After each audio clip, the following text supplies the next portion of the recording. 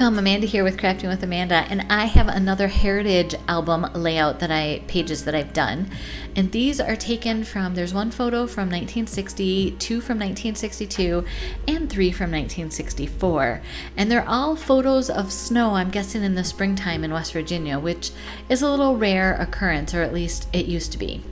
So I went to the pre-done layouts that I had done with the Miracle, and I pulled all the ones that had blues in them because I didn't think the green worked with snow, but I wasn't feeling any of them. So I went back and pulled some, I went to the garage actually to pull some more paper, and I came across Chelsea Gardens, and I knew it had the same colors that I've been using in my album for my mom. So I grabbed this striped glacier paper, and then I did two glacier background pages, kind of figuring that I'll do some gloss spray kind of as like a snowflake theme, and I'll cut some snowflakes and kind of have those peppered throughout. So now I'm trying to see how it would look to have the striped paper in the background, and I really like that. So I cut the striped paper at 6 inches by 12, and then the polka dot paper is 6 inches by 7.5. And I'm kind of doing almost a mirrored image page of 3 photos on the right, 3 photos on the left. I need to incorporate my scalloped lace edge again, because if you didn't watch any of my videos from the March 30 Days of Sketches, for this heritage album that I am creating for my mom, I am using charcoal cardstock that either have this lace scalloped, or there are some different kind of leaves that I'm also cutting in charcoal, or there's a film strip die that I'm using from the In Full Bloom card kit. And my pages have one of those elements to kind of have a thread throughout the whole album.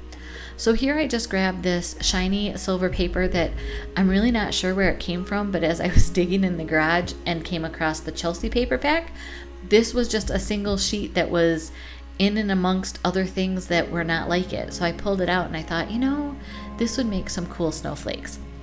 So now that I have this going, I have just the letter dies, and I'm just auditioning the word snow because that's going to be my title, and I think that'll work well.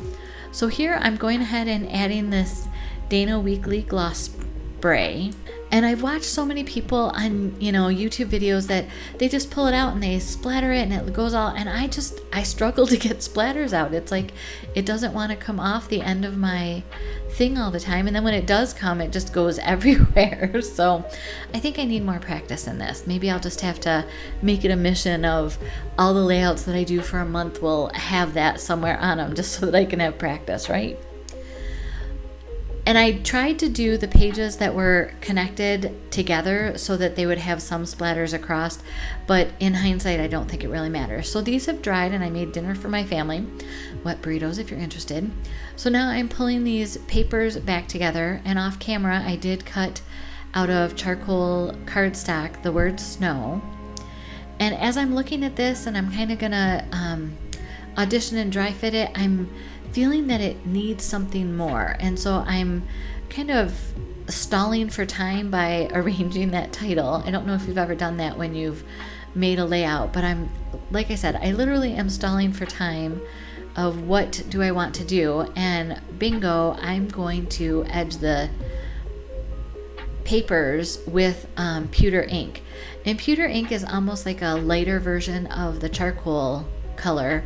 It's on the cardstock, pewter matches almost perfectly the back side of the charcoal. So I just thought it would be a softer look than the starkness of the charcoal ink. So now I'm going to go ahead and glue down these papers, and it's almost difficult for me to glue down that pretty Chelsea Garden paper, but keeping it in their paper packs and not used is not a good thing. So I need to get these out and into albums. So that was beautiful paper, and it's now being used for an album page, right? And I'm just eyeballing this. I want to line it up with the edge of the scallops and then bring it down about a 1/2 inch from the top. And then I kind of wanted to have that banner going through, but it ends up being, I want to hide it behind my photos, but it ends up being too much in the center. So after I glue my photos down and add that banner that I've kind of split between the photos, I realized that it's just not going to be in balance with the other page.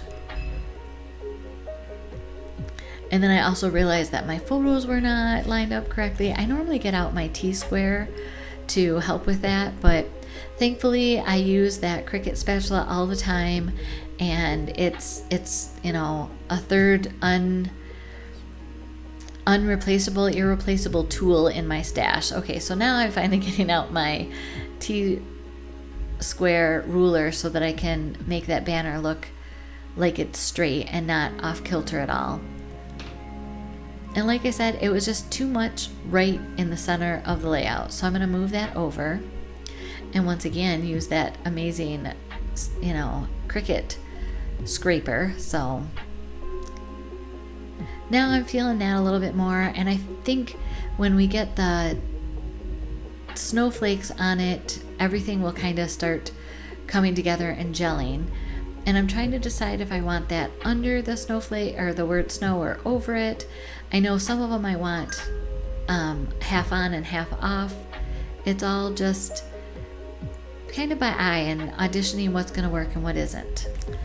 I really am liking the different snowflakes. It doesn't show on camera, but that silver cardstock piece that I found it's like a matte finish of a glitter or a shiny silver, and it just works beautifully as a snowflake.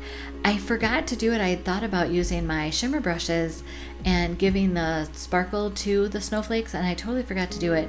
I might go ahead and do that now that I'm remembering before I put it into my album pages, but you won't get to see that version of this project. But I think the shimmer brush would just add a nice shine to things.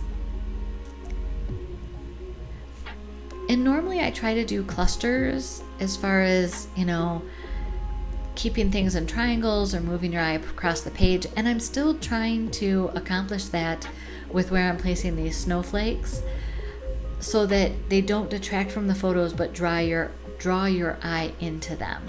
And with it being such a mirrored image layout, I think that's a little easier to do. You just kind of sprinkle them in. And then I remembered that I had these snowflake sequins from, I want to say, the November-December idea book, and they are just perfect because they have those same glacier kind of iridescent tones to them and just work perfectly. On the screen they show up a little more blue than they are in real life, so I'm loving this. And I'm just again trying to sprinkle them in without overwhelming the layout with them. Of course, there has to be one over the title, right? Something to keep interest. And if you haven't heard me say this, I do like to use the green lidded glue when I'm gluing down sequins or any other plastic or acrylic shapes, because it dries a little tacky and it dries with a little more flexibility to it. So my embellishments like these sequins tend to pop off less. And I went ahead and added some journaling lines, and I just wrote where they are and who's in the photos, and that's it. And this is ready to go in my mom's album, and that'll be delivered in 2 weeks. Here's another video you may be interested in. If you haven't subscribed to my channel, I would love for you to join our crafty community. I have a Facebook group as well, Crafting with Amanda VIP group. You can head over there and see what we're doing, and I hope you have a blessed day. Thank you.